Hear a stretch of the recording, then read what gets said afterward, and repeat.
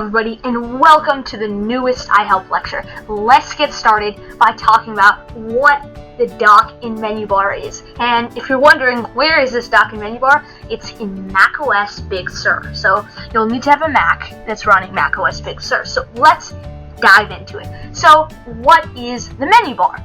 Well, the menu bar is on every app that's not full screen. So it starts with this Apple logo, which has about this Mac, to log out of your username to the current time in date. That is just perfect. Let's continue on.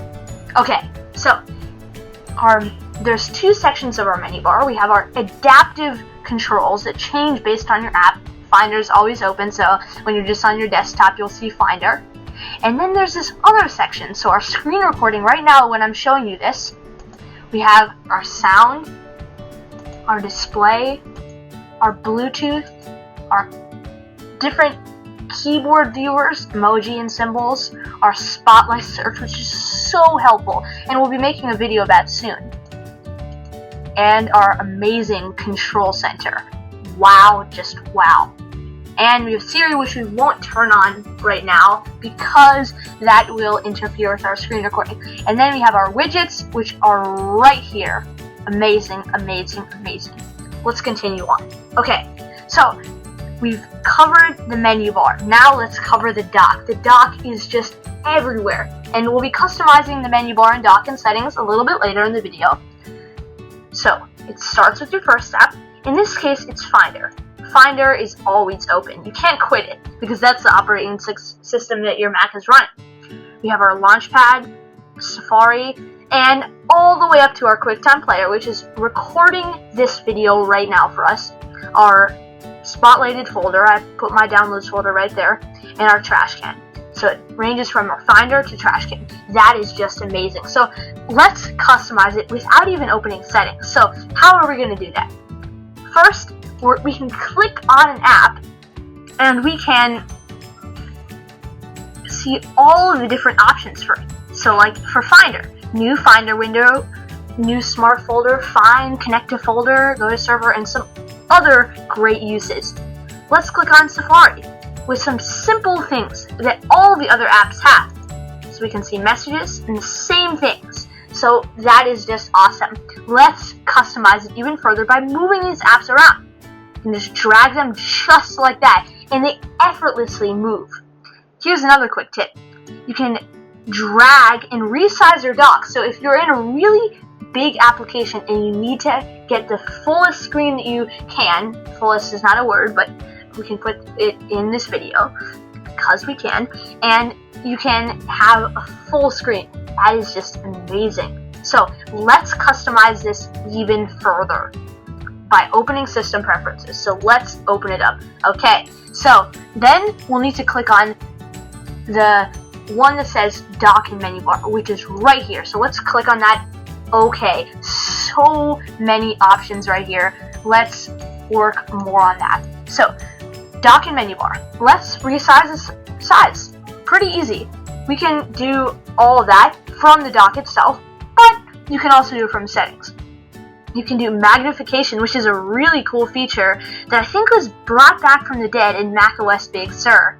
And you can change the magnification if it's almost nothing, or if it's just a little bit. I like this just a little bit. I'm going to keep that on. And the dock, a lot of pros like having their dock in different parts of their screen so they can have this bottom area. So we can do left, bottom, like most people have it, and the right. Wow, that's awesome. Let's do some other things. You can minimize windows using the genie effect. That really doesn't have to do with what we're doing right now. It's just minimizing windows. So like with the genie effect, it looks like this. And with the scale effect, it just looks like that. Pretty simple. Whatever is best for you. I like the genie effect best. You can double click windows. We're not going to be doing most of these window things. So we can do animate opening applications. So like when you open the news app, it animates that. We can turn that off, and it just opens automatically.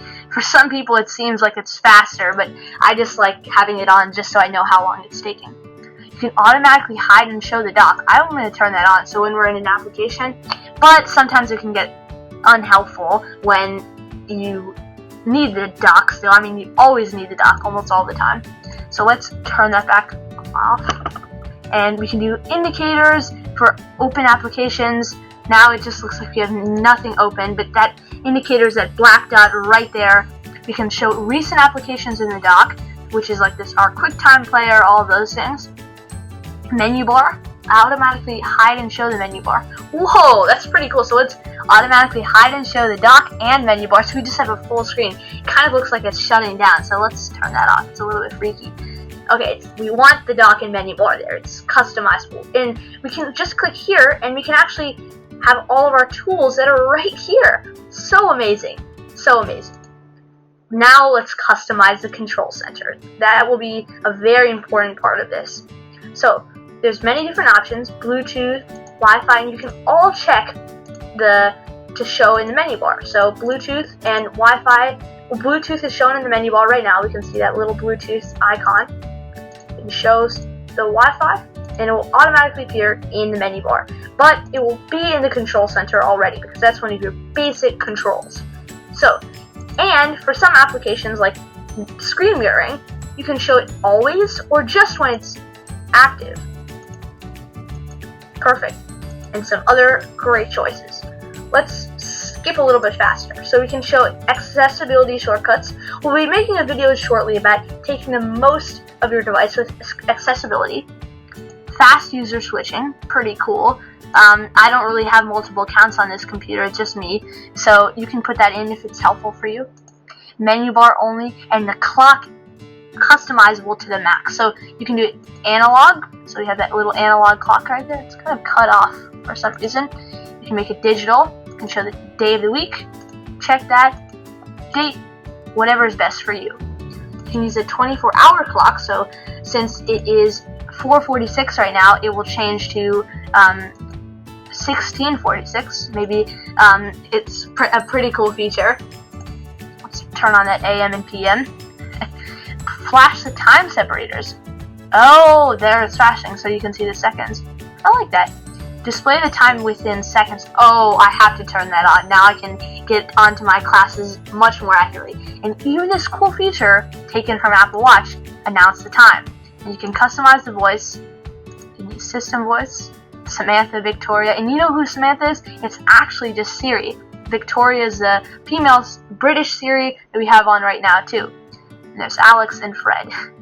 Many different options. So we won't be working on that right now. Let's turn that off. It's like a cuckoo clock that we don't need.